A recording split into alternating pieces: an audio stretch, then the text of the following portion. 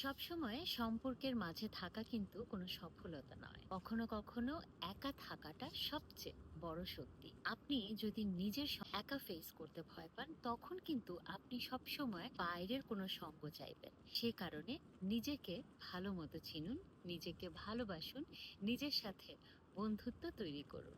এটা করতে পারলে আপনি দেখবেন কখনো ভুল মানুষ আপনার দ্বারা অ্যাট্রাক্টেড হবে না, এবং আপনিও ভুল মানুষ দ্বারা অ্যাট্রাক্টেড হবেন না। বরং আপনি যখন নিজেকে ভালোবাসতে শিখবেন, নিজের দুনিয়াকে ভালোবাসতে শিখবেন, সৃষ্টিকর্তা আপনাকে যা দিয়েছে সেটাতে স্যাটিসফাইড হয়ে আপনি গ্র্যাটিটিউড করবেন এবং নিজেকে পরিপূর্ণভাবে ভালোবাসবেন, তখনই দেখবেন যে মানুষটা পরিপূর্ণ সেই আপনার জীবনে আসবে এবং আপনাকে ভালোবাসবে। জন্য সকালবেলা ঘুম থেকে উঠে প্রতিদিন আয়নার দিকে তাকিয়ে নিজেকে বলুন, আমি তোমাকে সবচেয়ে বেশি ভালোবাসি। তুমি চমৎকার।